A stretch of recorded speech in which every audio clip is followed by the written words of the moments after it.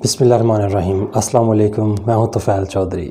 آج ہم بات کریں گے ہجامہ تھراپی پہ۔ ہجامہ کپنگ تھراپی، جس کو عربی میں الحجامہ کہتے ہیں اور پنجابی میں اس کا پرانا نام پچنے لگانا بھی کہتے تھے۔ میرے فرینڈز، یہ دیکھیں گے کہ یہ ہجامہ کیا ہوتا ہے، کیسے ہوتا ہے اور اس کیوں کر ہوتا ہے اور اس کا ہمارے جسم کے اوپر کیا اثرات ہوتے ہیں۔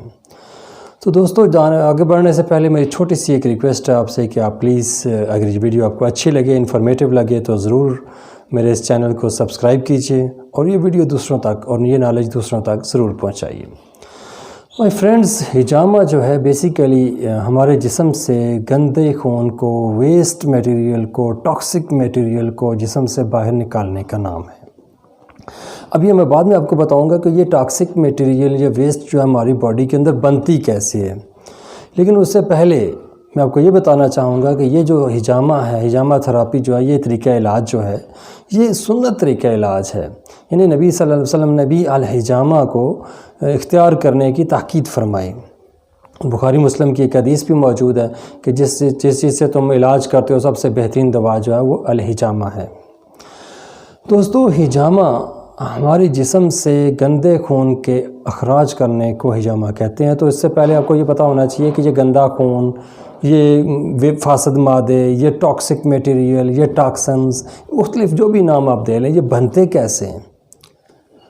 4 ایسی وجوہات ہیں جن کی وجہ سے ہماری باڈی کے اندر یہ ٹاکسک میٹیریل بنتا ہے، جس کو نکالنے کے لیے الحجامہ تھراپی کروانی پڑتی ہے، کپنگ تھراپی کروانی پڑتی ہے۔ وہ 4 وجوہات کون کون سی، وہ 4 کازز کیا کیا ہیں۔ نمبر 1، جو بھی ہم کھاتے ہیں، جو ہم پیتے ہیں، ہماری باڈی کے اندر جاتا ہے، ان میں سے کچھ ہماری باڈی کا حصہ بن جاتا ہے، کچھ ویسٹ کی شکل میں، ہمارے پیشاب، یورین وغیرہ کی شکل میں ویسٹ ایکسکریٹ ہو جاتی ہے، باہر نکل جاتی ہے۔ لیکن کچھ ویسٹ ایسی بھی ہوتی ہے جو ہمارے جسم سے نہیں نکل سکتی، تو وہ جو نہیں نکل سکتی وہ بھی ہمارے بلڈ میں شامل ہو کر وہ ٹاکسک میٹیریل بناتی ہے۔ اس کی مثال یوں سمجھیے کہ جب کسی بندے کو کانسٹیپیشن ہو جائے تو 5-7 دن اگر اس کو کانسٹیپیشن ہے تو اس کا رنگ پیلا ہونا شروع ہو جاتا ہے۔ ایسا کیوں ہے؟ ایسا اس لیے کہ کانسٹیپیشن کی وجہ سے جو ٹاکسک میٹیریل ویسٹ جو تھے، پخانہ وغیرہ جو نکلنا تھا وہ نہیں نکلا، وہ ہماری باڈی کے اندر زہریلا مادے بننا شروع ہو گئے۔ اسی طریقے سے سیکنڈ وجہ کیا ہے، کاز کیا ہے؟ سیکنڈ وجہ یہ ہے کہ جو ہم سانس لیتے ہیں، ہوا جو ہم یہ سانس لے رہے ہوتے ہیں، اس میں ہمارے بہت سارے ویسٹ پارٹیکلز ہوتے ہیں، ڈسٹ ہوتی ہے، مٹی ہوتی ہے، وغیرہ وغیرہ، بہت سارے پارٹیکلز ہوتے ہیں۔ تو وہ ہماری پھیپھڑوں میں جا کے، پھیپھڑوں سے آگے جہاں ایکسچینج آف گیسز الویولائی میں ہوتا ہے، وہاں سے یہ بلڈ میں ٹرانسفر ہو جاتے ہیں۔ تو جو بلڈ میں یہ ساری مٹی، ڈسٹ، گٹیا جو بھی جب بلڈ میں جا کے وہاں پہ یہ ٹاکسک میٹیریل میں کنورٹ ہوتی ہے۔ تیسری وجہ یہ ہے کہ آپ نے بھی سنا ہوگا کہ جی وہ ہر 3 مہینے بعد بلڈ ڈونیٹ کرنا چاہیے۔ بالکل صحیح بات ہے، بلڈ ڈونیٹ کرنا چاہیے، صحت مند نوجوانوں کو ضرور کرنا چاہیے۔ اس کی وجہ اس وقت تو یہ بتاتے ہیں کہ جی اس لیے ڈونیٹ کرنا چاہیے کہ بندہ ہیلدی رہتا ہے۔ اب سائنٹیفکلی وجہ بھی یہی ہے کہ ہمارے جو ریڈ بلڈ سیلز ہوتے ہیں خون کے اندر، ان ریڈ بلڈ سیلز کی لائف ہی 90 ڈیز ہوتی ہے، یعنی کہ 3 مہینے کے بعد وہ پرانے والے ریڈ بلڈ سیلز ڈیڈ ہو جاتے ہیں، ان کی جگہ پہ نئے ریگرو ہو جاتے ہیں۔ تو ذرا اب جو سوال یہ پیدا ہوتا ہے کہ پرانے والے جو ریڈ بلڈ سیلز، جو ڈیڈ ریڈ بلڈ سیلز ہیں، وہ کدھر گئے؟ وہ بھی بلڈ کے اندر ہی رہے، تو یعنی بلڈ کے اندر ہی رہ کے وہ ٹاکسک میٹیریل میں بدل گئے۔ اور چوتھی بڑی وجہ ہمارے باڈی کے اندر ٹاکسک میٹیریل بننے کی یہ ہوتی ہے کہ ہمارے جسم کے اندر بہت ساری سیکریشنز بنتی رہتی ہیں، استعمال ہوتی رہتی ہیں۔ جیسے مثلاً ہمارے منہ میں سلائیوا، تھوک بنتا ہے کھانے کے دوران، معدے میں ICL وغیرہ دوسرے اور بے شمار قسم کی سیکریشنز بنتی رہتی ہیں اور استعمال ہوتی ہیں، لیکن ساری سیکریشنز کہیں بھی استعمال نہیں ہوتی ہیں، کچھ بچ جاتی ہیں۔ جو بچ جاتی ہیں وہ بھی ہماری بلڈ کے اندر ایز اے ٹاکسک میٹیریل موجود ہوتی ہیں۔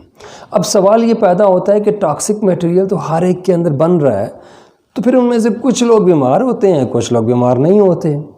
تو اس کا جواب یہ ہے کہ ہم جس شخص کے اندر یہ ٹاکسک میٹیریل زیادہ ہوں گے، اس کے خون کے اندر فاسد مادے، زہریلے مادے، یہ ٹاکسنز زیادہ ہوں گے، وہ ٹاکسنز اس بندے کو زیادہ بیمار کریں گے۔ کیسے؟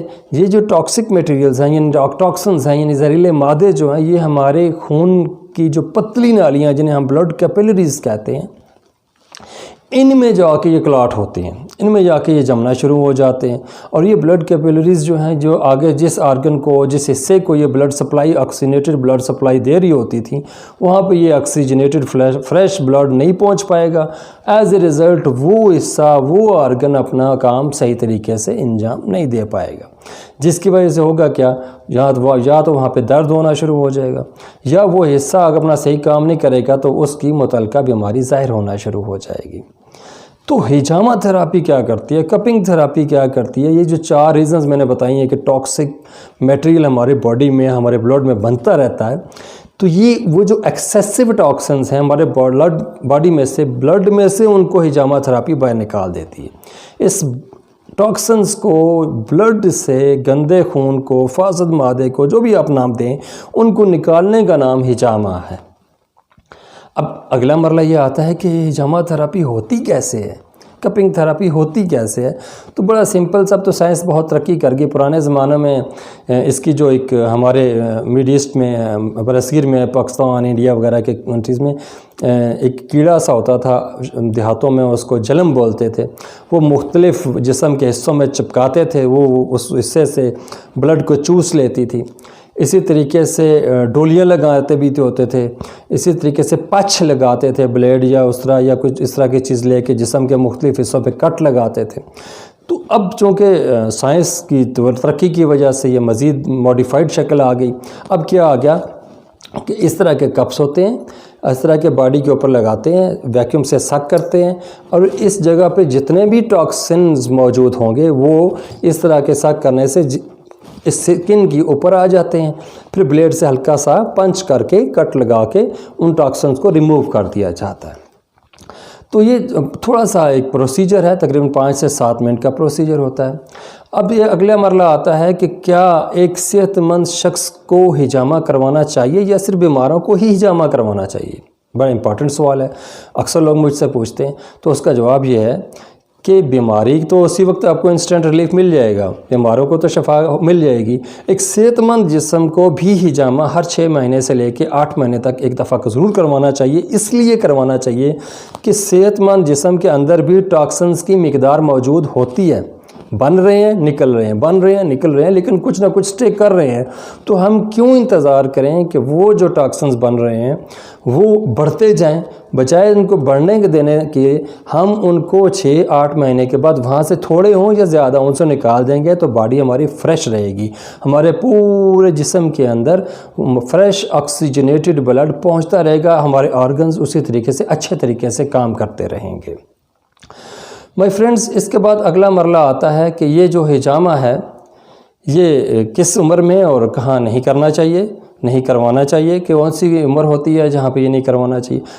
تو دوستو ایسی عمر میں جہاں پہ جو ہجامہ کرنے سے ظاہر ہے اس میں ٹاکسنز نکلتے ہیں تو کچھ تھوڑی سی مقدار بلڈ کی بھی نکلتی ہے، تو اتنی عمر ضرور ہونی چاہیے، 10 سال یا اس سے اوپر ہونی چاہیے، اور اسی طریقے سے زیادہ اولڈ ایج بھی نہیں ہونی چاہیے تاکہ وہ جو بلڈ لاس ہوگا، جو ٹاکسنز نکلیں گے، ان کی کمی کی وجہ سے باڈی کو کچھ اور لینے کے دینے نہ پڑ جائے۔ تو اس کا مطلب یہ ہے کہ ہمیشہ 10 سال سے لے کے 60-70 سال کی عمر تک کا ہجامہ کر لینا چاہیے، لیکن اس کی شرط یہ ہے کہ بندے کی جو اپنی ایچ بی ہے، یعنی کہ جو ہیموگلوبن لیول ہے، وہ کم از کم 10 سے اوپر ہونا چاہیے۔ اس کے علاوہ ہجامہ تھراپی اس کو سنت طریقے میں بعض حدیث میں یہ بھی آتا ہے کہ اس کی چاند کی 15، 17، 19 طریقوں بھی کیا جا سکتا ہے، کہیں پہ 17، 19 اور 21 طریقوں کو بھی کیا جا سکتا ہے، لیکن جب بھی کبھی آپ کو کوئی تکلیف ہو، کوئی بیماری ہو، اس کو ہم کہیں بھی کسی بھی وقت ہجامہ تھراپی سے اس کو ٹھیک کر سکتے ہیں۔ میں امید کرتا ہوں کہ آج کی جو ہجامہ کے بارے میں پہلا لیکچر ہے، اس کے بعد میں مزید آگے پھر آپ کو بتاؤں گا کہ ہجامہ کو ارتھرائٹس میں کیسے اس کو ٹھیک کرتے ہیں، یعنی کہ گھٹنوں کا درد ہے، کمر کا درد ہے، موڑوں کا درد ہے، اس کے علاوہ آپ کی شوگر کو کیسے ہم ٹھیک کر سکتے ہیں، ہر طرح کی بیماری کو ہم کیسے ٹھیک کر سکتے ہیں، کیونکہ اللہ تعالیٰ نے جو بھی کوئی ایسی بیماری بنائی ہے اس کی کہیں نہ کہیں شفا ضرور رکھی ہے کسی نہ کسی تھراپی میں۔ تو یہ انشاءاللہ تعالیٰ میں امید کرتا ہوں کہ آپ کو آج یہ انٹروڈکٹری ہجامہ جو ویڈیو ہے ہجامہ کے بارے میں، انٹروڈکشن کا اس کے بارے میں، تو آپ کو پسند آئی ہوگی، اور میں یہ بھی امید کرتا ہوں کہ آپ اس ویڈیو کو دوسروں تک ضرور، اس نالج کو ضرور شیئر کریں گے۔ بہت بہت شکریہ، ملتے ہیں اگلی ویڈیو میں۔ السلام علیکم ورحمۃ اللہ وبرکاتہ۔